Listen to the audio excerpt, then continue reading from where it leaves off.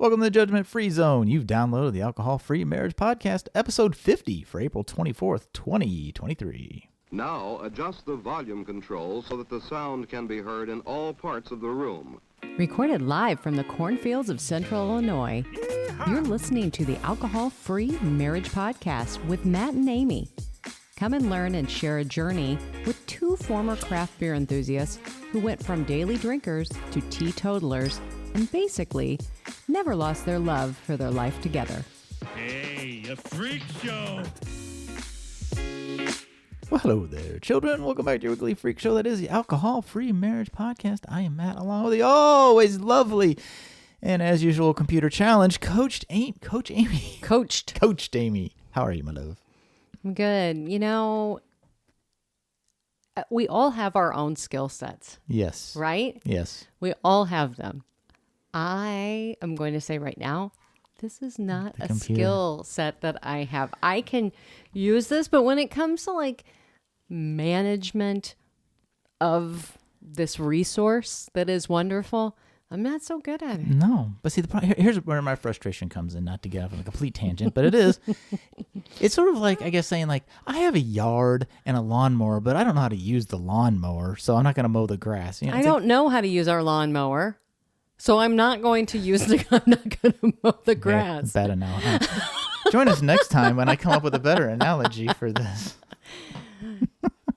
Anyway, we made it, and here we are. We're going to have to do some. We will. Well, no, you're going to show me where I need to go in and again delete. I think you know what we need to do. We need to have like a little manual that says this computer doesn't have a bottomless hard drive. And I said, well, what about that cloud? You don't use the cloud. Back to my lawnmower analogy, you have to use the lawnmower. What about that lawnmower? Well, your lawnmower wouldn't cut the grass if I died. See how that works? Again, back to my little manual that I need. The little instruction manual that says, okay. If Matt dies, here's all the things. This is what you have to do. Okay. Sorry. Oh, well, hello there, children. Yes, it's been a busy week. Nothing special. It has been a busy week. Nothing notable, really, but goodness. we need to truck along, Amy. We have a long, great interview coming up here with Mark and Jill.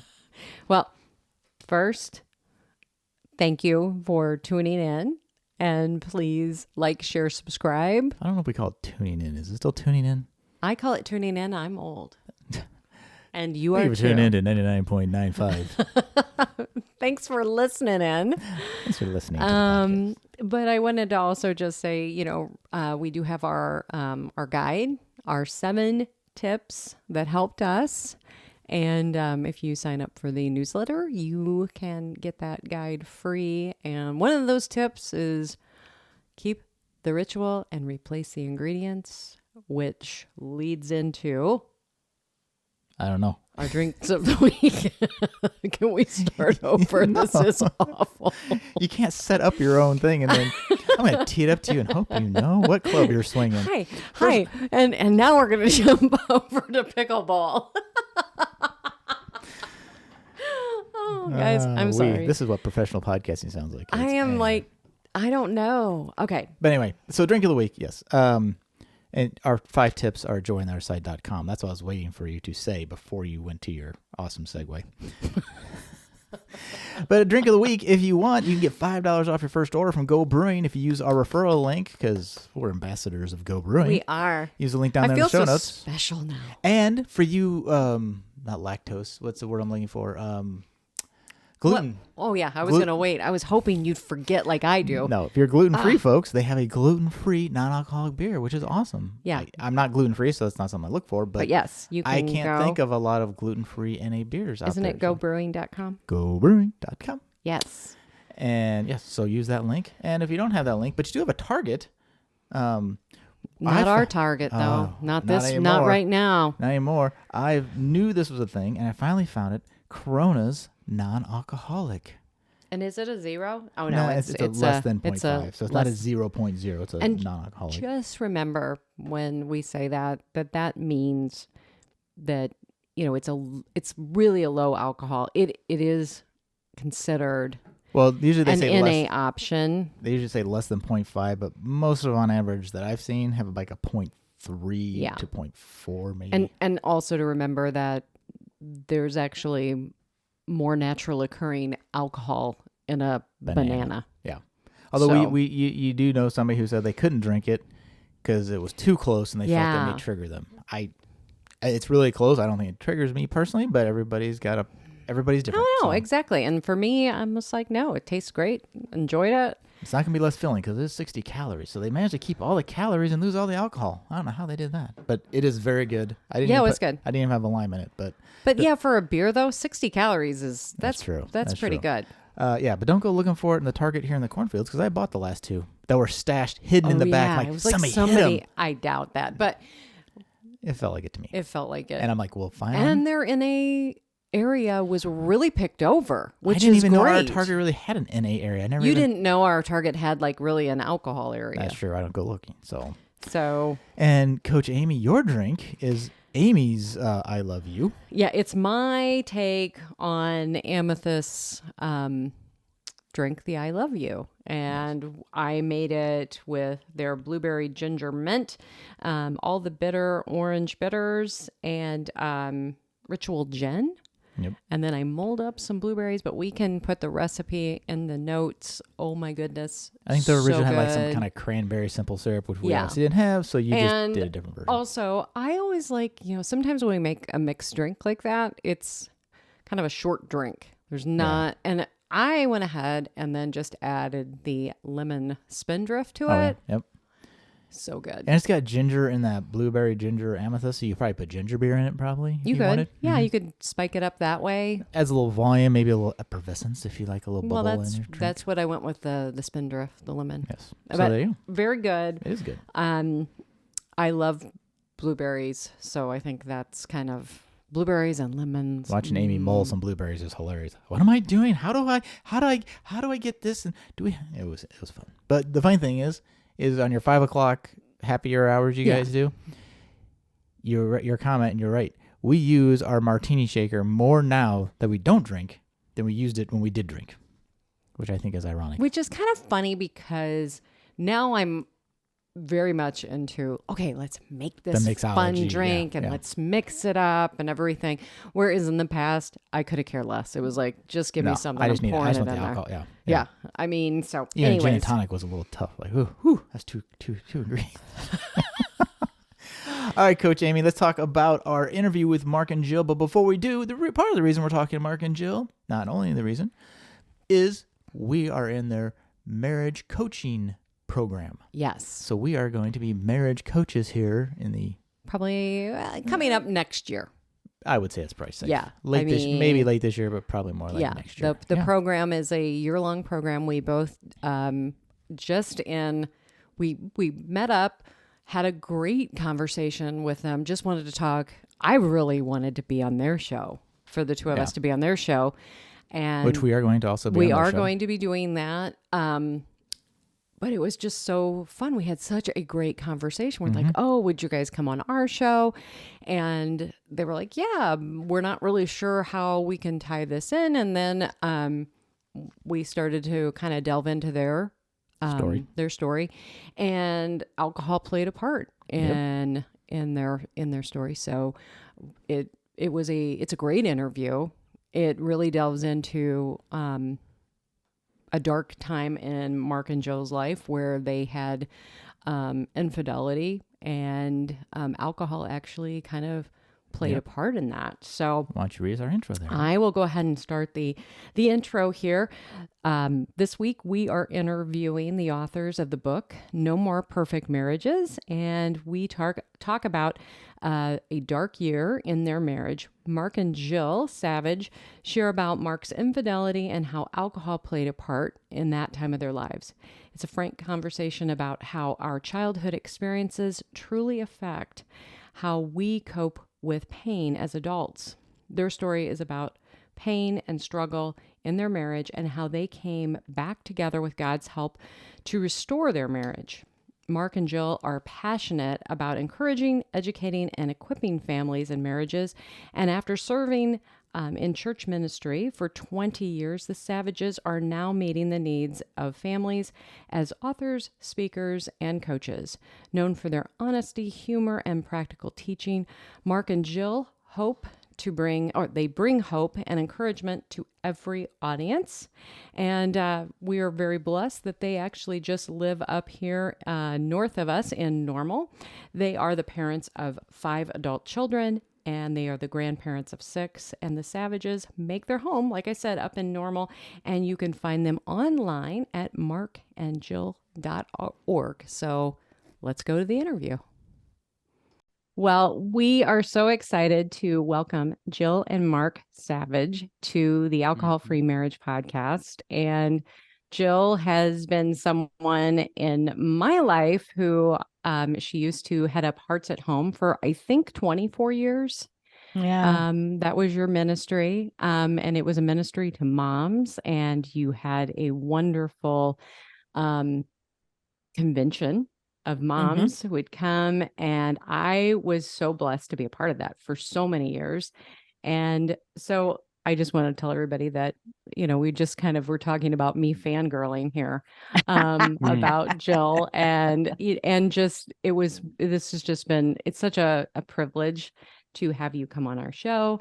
And we also are students now of the two of you as well. So, and that was something that was quite unexpected when we first chatted with you a few weeks ago. So I know. Yeah. We were in the process welcome of so much. Yeah. Thank you. It's great to be with you. And that, the timing of when we got connected, and then we were in the middle of launching marriage coaching training. So helping people to become marriage coaches, marriage mentors, and you guys were like, that's a good fit for us. So it's so fun that our paths have crossed. Yeah, absolutely. So we're thrilled to join you. Yeah. Awesome. So the way we start this out is just tell us a little bit about the two of you, where you're from, your family, and what you do for fun. Well, let's see. We are both Indianapolis, Indiana natives. So we were both born and raised in Indianapolis. Hoosiers at heart. That's right. And awesome. And so we have 5 children and we have 6 grandchildren. And we moved from Indianapolis, Indiana, first to Lincoln, Illinois, so that Mark could go to Bible college. And then we were there for about 1.5 years, and we were dying there because it was so small. And we were used to Indianapolis. So when a church in Bloomington Normal offered Mark an internship, we kind of jumped at the chance and moved up here. And then he just drove back and forth to finish out Bible college. So Mark was a pastor for 20 years, 10 years on a large church staff. And then he helped plant 2 churches. And then I ran Hearts at Home during that time.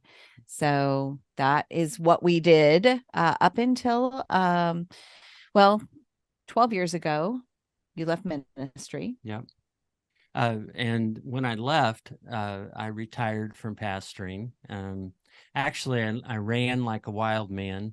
I was so angry at the church. I was angry at Christians. I was angry at God. I was angry at everybody. Except for yourself. I know. I was the only one who was who was sane until I realized I wasn't. But what I often will say is, in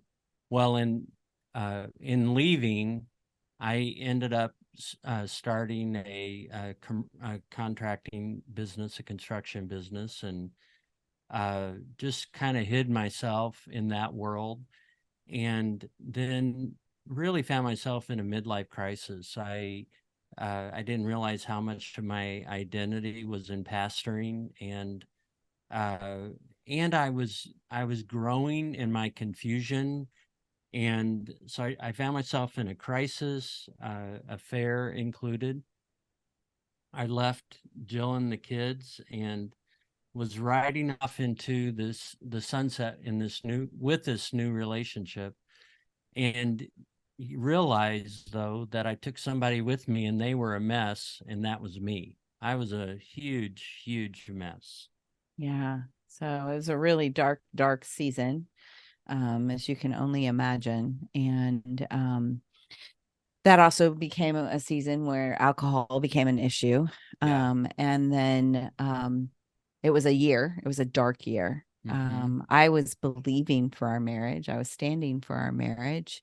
I believed that if he would return to his God, he would return to our marriage. And it took a year, but he did. Easter Sunday of 2012. We like to say that he had his own personal resurrection that day, and we began to heal. Mhm. Obviously, a very broken pieces of our relationship, and so it took about a year and a half to heal, Mhm. and we just kind of laid low for a couple more years after that, and then Mark began to feel like God was like tapping him on the shoulder and saying, "It's time to start sharing your story. Mhm. It's time Wow. to put it out there." Yeah. So we did, and eventually that led us to where we are now, 12 years later, of marriage coaching. That's what we do full time. Yeah. Is helping other marriages, and we specialize in infidelity recovery, but we work with couples, some who have dealt with broken trust, some who just feel very disconnected, and Mhm. we love the work that we do now. Yeah. Oh, that's great. And Mark, that is so brave because that's something that the first thing that, even if you do fix the marriage and you come back together, like 99.9% of the people of the world aren't going to be out there, Sharing. sharing and showing that was a part of their past, right? Right. Like it's gonna be okay. We got Right. back together. What happened? Oh, just stuff, right? No, it's Yeah. it's very brave and appreciated by I think Yeah. a lot of people, and I think that's your openness and candor is what I think draws you to Mhm. your coaching style. Yeah. Yeah. And I want to ask about alcohol. Since it's Mhm. the Alcohol Free Marriage podcast, Mhm. tell us about that. What was your Mm. relationship with alcohol? A love-hate relationship. um, Well, let's start in the beginning. Our marriage was, for the most part, it was alcohol free. right. In the church environment that where we were serving, in general, it was expected that there would be no alcohol as a Mhm. part of Okay. your life. Yeah. So that was the way it was for 20 some years. Right. And I would say nearing the end of pastoring, it was starting to change in Christian circles that uh, drinking was becoming a little more Acceptable. acceptable and a part of gatherings. And so it'd be wine or beer, that kind of thing. And so uh, I would have a glass of wine. I would drink a beer with people, uh, and I think it started to grow a little bit of a pride, or in a pride in one sense, but also confusion in another, because so many things were not making sense as I was pastoring, and as I found myself frustrated with God, like, why do you say this, and why do you promise this and not show up for this? In fact, that was part of my real confusion, was my disappointment with God, and I felt like he was holding back from me, like I wasn't. His promises were for everybody else, but for me, I wasn't good enough, and that really fed into the lies that I'm not lovable, I'm not enough, I'll never be enough. And so those occasional drinks became more drinks, to the point that I was just really masking myself,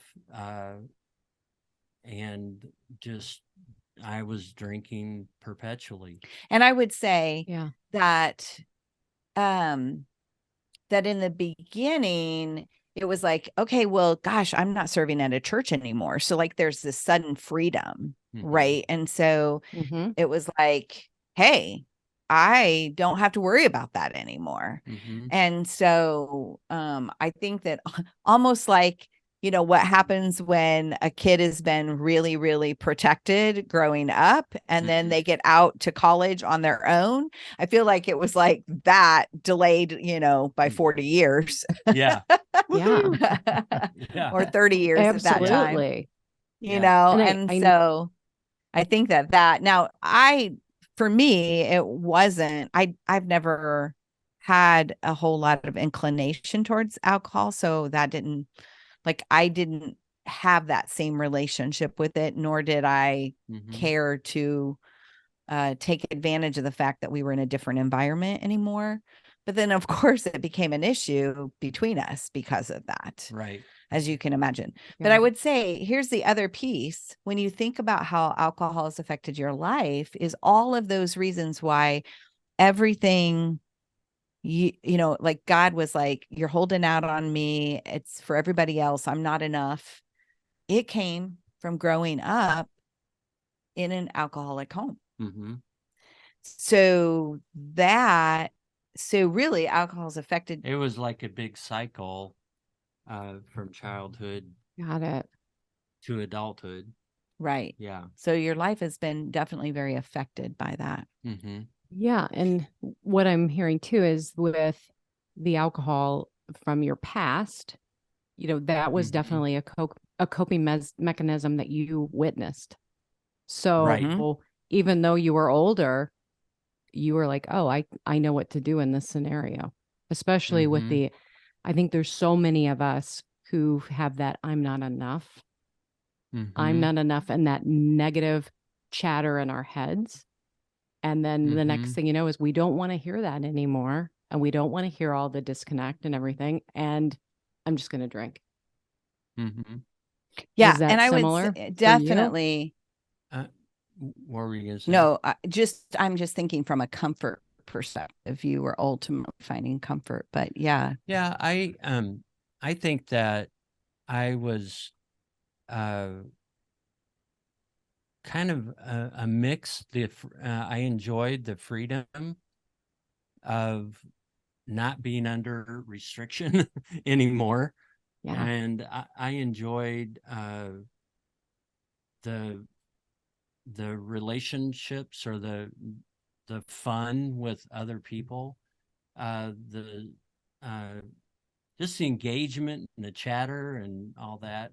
But then it really began to become uncomfortable, and you realize that the fun side had a dark side, and the dark side was really sucking me in, and it was sucking other people in, and not knowing when to quit, or maybe not being drunk, but just having had too much, and you wake up the next day and you're not feeling good or whatever. And it was quite just a lot was happening in my head when I was pursuing that path. Sure. Yeah. Did you find the alcohol would help kind of cope, but also fuel some of the infidelity? Because it's like, oh, well, I don't feel as guilty if I drink when I'm, you know, and then it seems more like a good idea. Did that probably fuel a little bit of that? Probably. I don't know that. I didn't understand that I was actually drinking. If you would have asked me, why are you drinking? I wouldn't have been able to articulate that I was drinking to cover up pain. Okay. I definitely didn't have that perspective back then. Now I realize that I was finding comfort in the drink, but I am sure because when you drink, your defenses calmed down and you're not thinking clearly, although most people would say they are, but Oh, you're yeah. not. Right. And so I am sure it played into, I think it fueled my discontent and my disappointment with life. And that kind of gave me some additional courage. Alcohol gave me additional courage to pursue a different path than what I'd been on. But it was an it. illicit path, Right. It was an illicit path. It Mhm. was, not a Uh, healthy one. it was a fantasy, really. Mm-hmm. Does that make Jill, I'm sense? assuming you weren't. Yeah, and Jill, I'm assuming you weren't dialing up your drinking to match his, right? Right. She didn't drink. No, No, so I that really that makes it even didn't. worse because for Right. how long were you married that your drinking was both the same of The both same. basically none, and then all of a sudden, Yeah. it went like It's this. changing. Yeah. You're Yeah. exactly right. And so that was, and even honestly, he was putting pressure on me, like, you're a fuddy-duddy, you're no fun, why don't you loosen up? So I was hearing a Wow. lot of that. And so, if we were out somewhere, then, occasionally I would even feel like a little bit of like pressure, peer pressure from him, and be like, oh, I could order a drink. I mean, but I mean, I didn't like it enough to ever do that really on my own. And Mhm. but I was feeling that. But probably more than anything, what was also beginning to happen is, I mean, he was here in our home, but he was so not present. Mhm. And and of course, initially, I don't know what's going on. I don't know that he has started this relationship with someone on Facebook from his past. I don't know that they're having these conversations. I just know that he is not in a good place, that he's struggling, that he feels very checked out, and that he's drinking more and more. Mhm. And I mean, at its height, I mean, there were probably only a handful, maybe 3, 4, maybe 5 nights where, I mean, he was slurring his words. And, Mhm. that's when I would address it. I mean, we had 2 teenage boys in our home. And at that time, we had our 3 older kids were out of the home and on their own, but 2 teenagers still at home. And that it was becoming an issue. Mm. But I knew it wasn't the issue. That's the thing. Yeah. Mhm. I knew it was just a symptom of, Yeah. I mean, really, the affair was a symptom Mhm. of the deeper stuff going on inside of him that he had to get worked out with the Lord and with himself. And I mean, he was just lost. Mm. And so I'm grateful that God gave me compassion for his lostness during that season, because, and I'm not saying that I handled it perfectly well. There were several times I'm not real proud of that, that things didn't go so well. Right. But Right, you didn't need that vase anyway, so that's okay. Yeah, But there you I go. did up the side of the head, I think. No, that never happened. But yeah. Yeah. I think it was just a slow unraveling of the very core of our relationship in a lot of different ways, and alcohol was a part of it.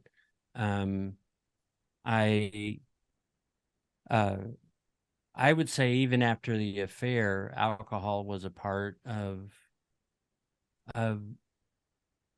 alcohol was still a draw for me on and off. And You weren't abusing it as much as you were during that dark season, but it was still a place of conflict for us. Right. For a while. Okay. Even after he came home and he surrendered to the Lord and recommitted and we healed, I would say it was probably the number one. If there was any conflict, it Mhm. was over us sitting in two different places when it related to alcohol. Yeah. Okay. So I'm Yeah. curious so I guess in my head I was thinking, well, you just one day woke up and you stopped the affair, you stopped drinking and went back to normal life, but I guess that's not how things really work, right? So No. talk to us a little bit about how the alcohol held on. Like, how much were you drinking, say, at the peak, and then how did it kind of keep hanging on to continue to be a bit of an issue in the marriage? I think probably in the midst of the affair and everything, I was drinking daily. Mm-hmm. Many times. Multiple. Many beers or Mm-hmm. glasses of wine, and then after the affair, Jill and I are healing, and it would be more on occasion, a beer or two here or there, but definitely I couldn't. I found that almost if I would have two beers, where before I could have more beers and it wasn't affecting me. Now all of a sudden it's starting to reveal itself much quicker.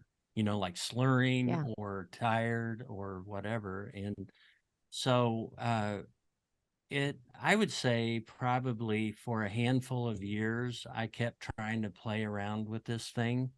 And then finally I got to the place without abusing it. Like you were, right. You were like, it was in moderation and on occasion, but still like she could smell it on me. She didn't like that. I would have a couple beers and then would slur, and she didn't like that. And I don't understand why she didn't like talking to a sloppy drunk. But not sounds really attractive, I think. I know. Yeah, really sexy. But well, especially when the other person's not drinking, right? When the other person's not drinking, you really notice all of it, right? It's no fair. You really do, which is, I mean, at this point, he's not like trying to pressure me into it. We're past that. Right. But you're right. I would know if he was with someone and he came home, even if I couldn't smell it, he would talk slower. He would talk, and it might even, he'd only had one beer, but it was like, it is affecting you. And then it's affecting our evening. Like it's because he was tired. And so then, hey, this isn't just affecting you, and you don't live in a vacuum. Like it is affecting us, because gosh, I wanted us to watch a show tonight, but alcohol made you fall asleep on the couch. So then I'm affected by that. You're alone.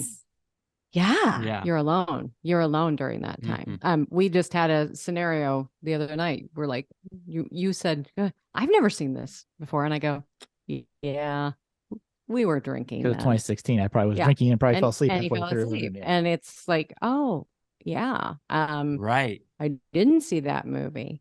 So I understand that, and having that to be present and on in our relationship, it just depended on who drank more. Yeah, who's drinking more then? Who decided to fall asleep, and literally to be sitting side by side with somebody, and depending on when it was, and having that, like, we're completely isolated, even though we're right next to each other.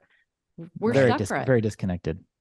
Yeah. And having that, and having you be the person, Jill, who is not drinking, and being like, oh my gosh, I can only imagine what that felt like. Yeah, it was very lonely. And it also,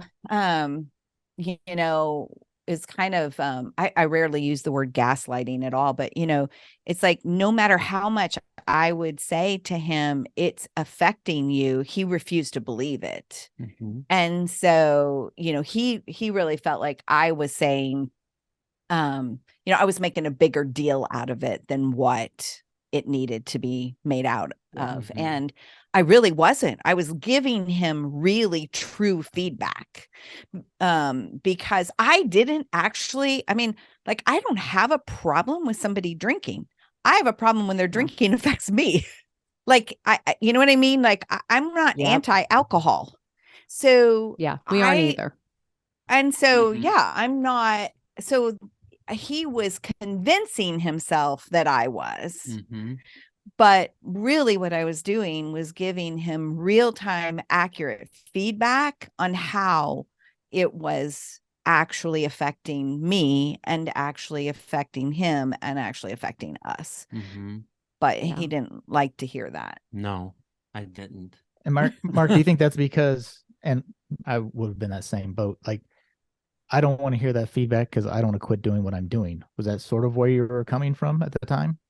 Yeah, I Like, think your so. feedback doesn't jive with what I want to do, so I don't like that Right. feedback, right? Right. Right. Mhm. How do you And- reconcile with that? You know, because we have a lot of people who, it's kind of most of the people we talk to is the flip, right? Like, we both drink, one of us quits, what's the other one do, right? Same thing though. You're changing the Right. deal. You guys both didn't drink, then you started drinking. You know, so how did you reconcile that feedback and not take it as a defensive thing, but more of a constructive thing? Mm-hmm. Or does it take time to kind of come to your own realization? Yes. To kind of kind of a blend of all of that, but I really began to one of the things that or one of the thoughts that I really began to realize was that I had to make decision, and I had the power to decide to do the right thing. Where always before I felt like I was kind of drifting and I would just move along with life as it rolled out. And so when I was in the affair, I really got to the point of decision that I need to do something different. And I need to make a right decision here for my kids, for Jill, for myself, for my Lord. And I really came to that same place with alcohol, that I need to get this wedge out between Jill and I and pursue Jill. She needed to be my priority over what I wanted to do. And it wasn't like Jill was coming saying, you need to quit drinking or else. She was telling me her disappointment with it, but I really had to come to the place of decision to say she's more important than this alcohol. My ability to think through the evening is more important than alcohol. And so that's really what began to motivate me. And I would Yeah. say, you know, one of the things you often talk about is one of your biggest changes since the affair. And so we call before the affair, we were Mark and Jill 1.0. Mm-hmm. After, we're Mark and Jill 2.0, because we both had some changes that had to be made. We like the Mark and Jill 2.0 version. Yeah, they're a lot better folks. Yeah. Yeah. And The first version was defective.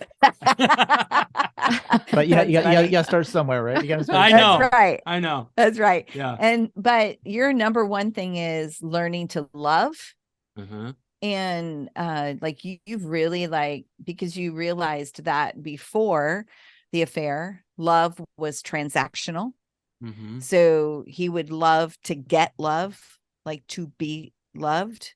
And so, which I felt that, like, it was like, I'll do this for you if you do this for me, Mm-hmm. you know, kind of transactional. And afterwards, it was like you were learning a purer love. Mm-hmm. And I think of 1 Corinthians 13 that says love does not insist on its own way. Right.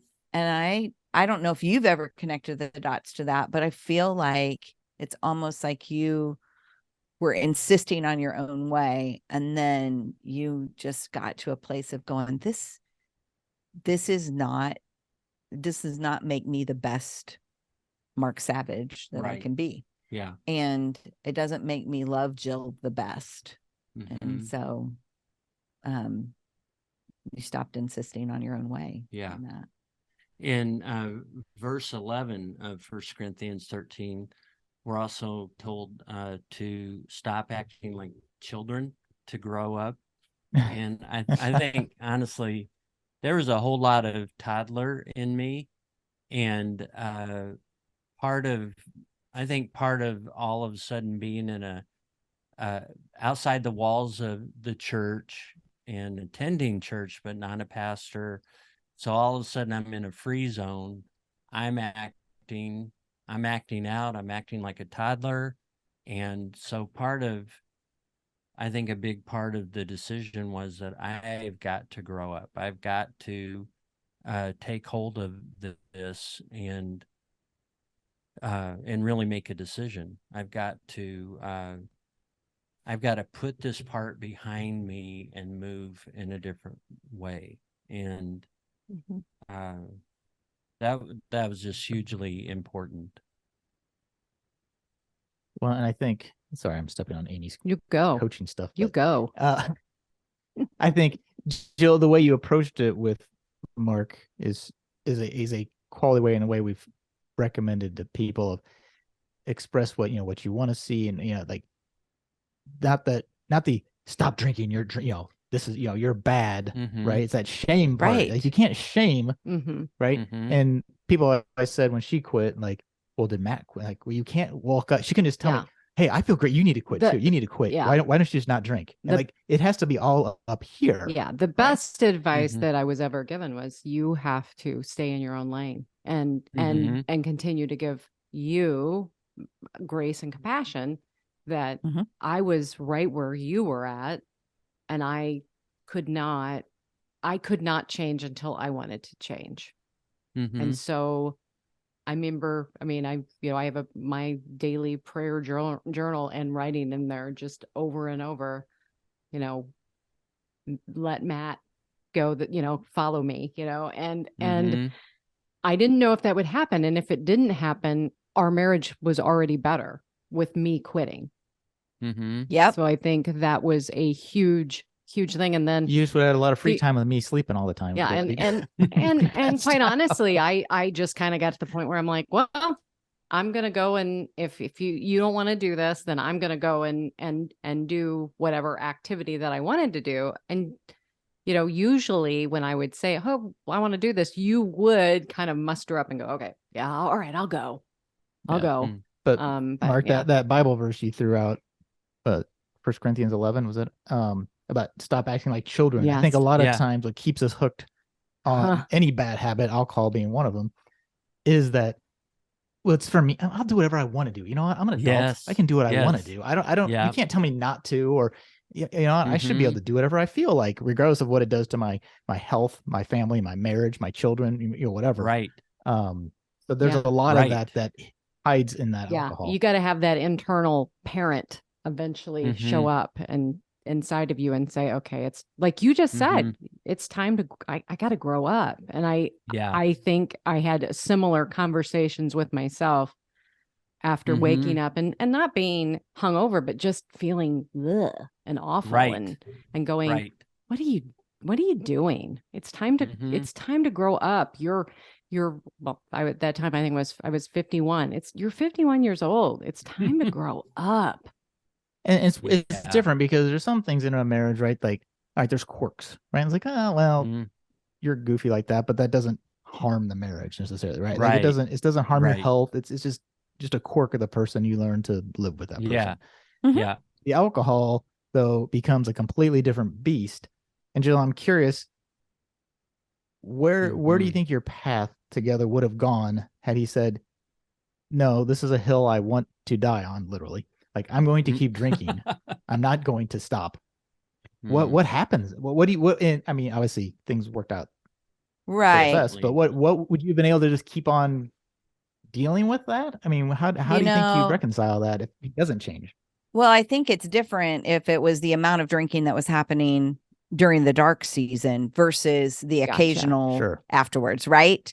Gotcha. Because Yes. I think during the dark season, if he hadn't surrendered the leadership of his life to the Lord, and really alcohol no longer was a coping mechanism for him anymore. If that hadn't changed, then I think that, it could have been, I mean, he was on a slippery slope and he was not getting better. So at some point, sometimes you have to set boundaries because it's unhealthy for you to be in that relationship. It's unhealthy for your children to be in that relationship. And thankfully, I didn't have to go there. But sometimes you do have to say, this is not healthy. Yeah. This is not healthy for me. It's not healthy for our children. And sometimes lines do need to be drawn. I think, if we sit in a different place, it's not really being abused, but we sit in a different place, like we did after the healing for a while, right? Before Mark finally just said, I need to stop dinking with this and playing with this. And health was a part of it for you as well, because you've been trying really hard to get healthy and to lose some weight and all of that. Well, and that I hadn't stopped drinking yet, but I was 40 pounds heavier. And my dad, my birth father, actually, he was an alcoholic, and he actually died. He fell out of bed, and I'm sure he was drunk. And so he died stuck between a bed and the wall. And his wife had died, so he had been dead for a few days. My stepfather was a violent man, and he was an alcoholic. His weapon of choice was vodka, and whenever he would drink vodka, he just became violent. And on top of the violence that was already there. And so part of what was chewing at me was, I do have this history. I've really got to pay attention to it. And I just need to get myself in order. And so that was part of the whole childhood thing. And then, so I really, so I quit drinking. I would, at that point, have maybe a glass of wine or a beer a year, something like that. But I started reading. I came across this resource called The Naked Mind. Are you familiar with that? We've heard of that. Yeah. Just a little. Mildly familiar. Yeah. Well, so I had never really been, I won't say that. So I found this resource, The Naked Mind, and I started reading that, and oh my gosh, it made sense to me. All of a sudden, I'm reading about the makeup and the chemistry of alcohol, and I'm telling Jill, I'm like, read. So it was just a whole different mindset of education about what I was doing to myself. And then I didn't have any training in it. I just started handing out the book to guys or women that were drinking.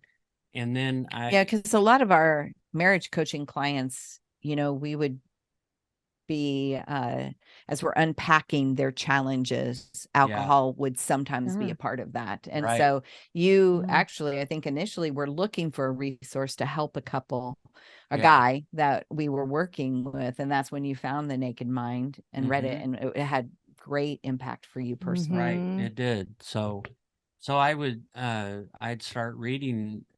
I'd actually read the book with guys, and then I did the 30 days with along with the journal with guys. And it was kind of funny. I kind of did that backwards probably, but so I made the decision to no longer drink. And then I started learning about it through the Naked Mind and the resources there. And so it really taught me what I just decided to do. And why that was important. Right. And there's so much freedom in that knowledge. That knowledge for me, when I read it, I can remember reading it going, what? And when I got to the section of the book about the marketing and how they specifically were going after me, like, like I took it personally. And, Annie is such a good writer on that. I sat there and I got so angry, and that anger actually, I think, drove me to become a coach, because I wanted to tell people, because I just want people to have informed consent. I just want people to be informed. If you want to drink, I think that's fine. But as I've told my kids, I just want you to be informed. Yeah. Don't believe the hype. Don't, just be smart. Don't, and just realize that if you do drink, that there can be consequences with it. And, so I just think that's so awesome that you found the book. It was funny. Funny is not the right word, but it was a powerful book. And then to get connected to you guys was like, hey, I already know where they're sitting. And so, that's been very powerful. I think what I like too is that I never liked the idea of carrying a sin label or a label like I'm an alcoholic. That goes against everything I believe about Christ, that I am not identified by my behaviors anymore. I'm identified by Christ. And so for that to be reinforced through what she's written, I think it's been incredible. It's been very empowering. I do realize that I think for me, when it came to drinking, I liked more of the social, the hoopla that came with it. But I realized that I don't have to drink to have that. Exactly. I don't have to. Exactly. That I was telling myself some unhealthy messages, like I need the drink to be happy, and that's not true. I need to be happy because the Lord has made me happy, and I don't need a drink to find that happiness. Would you? Right. Yeah. That's so good. And it's, I know personally for myself is that I had made alcohol an idol, and I've told many people that it's not drinking is not a sin. But for me, because I had elevated it to being an idol, that was the sin, the obsession, the constant thinking about it. Like, we got to go out tonight. Oh, I can't wait till Friday. I get a drink. Yeah. Oh, and now when I heard with this interview, so I can go get a drink. do this. Oh, we can't. Well, and what was sad is when it would interrupt our life with our kids. Like, I don't want to go to that soccer game, or this band concert or whatever, because I can't have a drink. Yeah. And then when I heard myself those messages, I ignored them for a long time, but you didn't really. You did. I just did. pushed it way down deep. Yeah, but it was just like, why? So I love being able to talk to somebody, especially like Mark and Jill, like people who actually know what I'm talking about. Like, you know the book? Oh my gosh, I don't have to go through this whole education process with you. I think this is so exciting. So, and Mark, I appreciate your comment about, and that's what we always say, keep the ritual, lose the alcohol. Like, so we still we do mixology and we make drinks, and I have a beer full of NA beers, and we do all that, but none of it has alcohol, right? So we still enjoy the environment without the alcohol, right? So for you, well, Jill, you never really got into the drinking the same, but what's your favorite or go-to, and this is our drink question of the week always, what's your go-to non-alcoholic drink, especially if you want to be social and be fancy, maybe, let's put it that way, outside of a glass of water? Yeah. That's so funny because well, we both kind of have one. What you mean, our sparkling water? Yes. Yeah. We love both. sparkling water. And Spindrift is our go-to brand, because we're also into clean eating and all of that. And Spindrift is literally just water and fruit juice. So and you just pour it in a glass and put an umbrella in it, and all of a sudden you're in Hawaii. Yes, exactly. Right here in Central Illinois. I know. And Spindrift works great with a lot of NA spirits too. You can mix it that way too. So yeah. Well, and I also learned to love. I'm sorry. I also learned to love ginger beer. I learned to love that actually when I was I had breast cancer, and I went through chemotherapy, and I had terrible nausea, and I had never had ginger beer. And I was introduced to it because of the ginger, and it was the only thing that would calm my stomach. Yeah. And so we tried. And on occasion, I'll still enjoy a ginger beer, although I routinely stay away from sugar, and obviously it has sugar in it. So, I stay away from that. But in general, if that's a treat on occasion for me as well. Yeah. Yeah. Oh, well, let's talk about what's next, because I know you guys have a lot coming up. We're excited to be a part of your marriage coaching. And so if you want to just tell a little bit about that before we wrap everything up. And we're going to put in the show notes and everything how everybody can get a hold of you. And I know that you guys have 3 free ebooks. So I've been all over your site. Well, what we love what we do. We really, really do. And we do marriage coaching through Zoom. We also do marriage intensives in our home. So a couple that either is in crisis and maybe dealing with something really big like broken trust, or a couple that just feels like their hearts are miles apart and they want to close that gap. Those are the kind of people that come to our marriage intensives. We call them a marriage 2.0 intensive, because we believe everybody's got a 2.0 opportunity out there. Yeah, 2.0 story. Yeah. And so we love doing those. Our intensives are a little different than a lot of intensives out there. A lot of them are group intensives. Ours are not. They are, Mark and I only work with one couple at a time.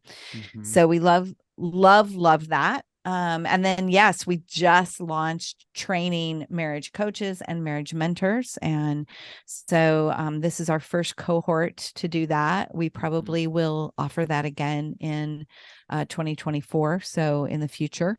And then we've got a mission trip coming up. Right. We're headed to Uganda. Came out of nowhere. Came out of nowhere. And if you want to hear that God story, definitely check out our podcast, the No More Perfect podcast. And if you just go back a few weeks, you'll find, I think it's titled To Uganda with Love. And it tells the God story in that. And we'll be training pastors and their wives in marriage, both for their own marriage as well as helping other marriages. So yeah, we got a lot going on right now. That is so exciting. And we'll put in our show notes the link to that, because that story is awesome. Oh my goodness. I mean, I'm walking crazy. And I'm like, no, are you kidding me? I know.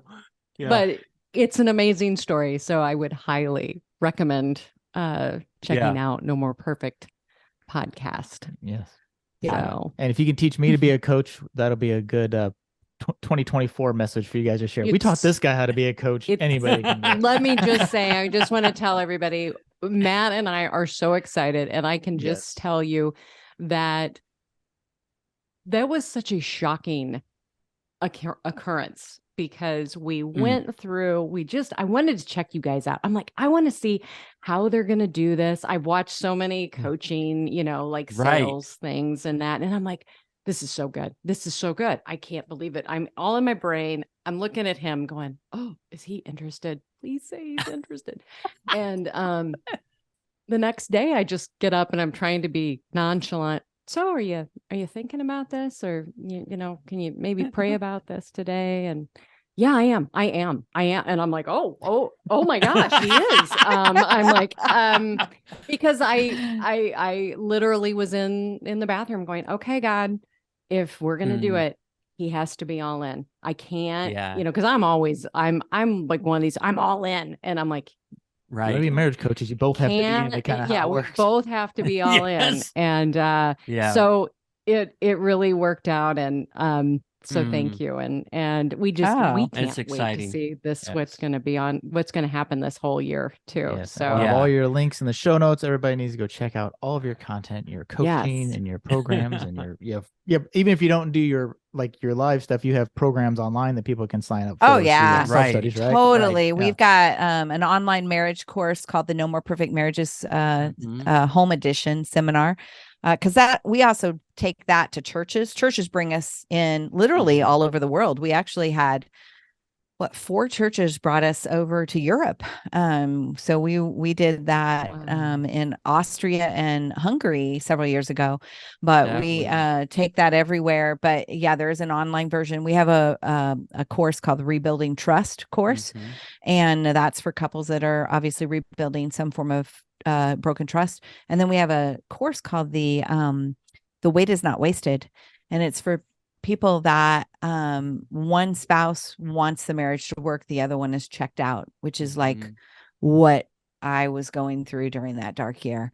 And I now look back. Were checked out. No, Yeah, good one, babe. Good one. It was me. So that one, because honestly, I look back on that year, and as horrible as it was, horrible, it was also probably the year of my life that I experienced the most personal growth. And so we like to say, hey, if you're going through a crappy season, use that crap for fertilizer for your life. And that's what that is awesome. That is so good. That's a bumper sticker right there. Exactly. Put it on the t-shirt. Yeah. Well, thank you guys so much for being on. And we really, again, we just appreciate it. And we will be sending people your way. So we'll talk to you great. soon. Thanks for having us. Alrighty. Well, thank you, Mark and Jill. That just is awesome. One of the things that made me the happiest about that interview and maybe shocked me the most was we helped them delve into a space that they really hadn't delved into. How the alcohol played a role. I'm like, wow. Yeah, look at that. That's amazing. And it was also very interesting that Mark found the same program that helped free us. I mean, so it's just it's amazing how things come full circle, and we actually found another couple who knew what we were talking about, and yes, this is freedom. So I don't know. I hope you all enjoyed it. I appreciate their consistent, open, honest. This is how it really. Life is messy, and this is open and honest how they are and how they've gotten to where they are, and they don't, exactly. They have they've learned a lot of skills, but they also don't profess to be perfect either. Yeah. Hence the title, No More Perfect Marriage. Yep. Right? And then also, I want to add on here too, is Jill also is the host of the No More Perfect podcast. So you can go and listen to, she has some great interviews out there. And again, I've just known about her for a very long time. It was just such a great pleasure to have the two of them on our podcast. It was. Well, thank you, Mark and Jill. And thank you for listening. Join us again next week for the Alcohol-Free Marriage Podcast. Until then, I'm Matt along with Coach Amy, wishing you peace and love. And we are out.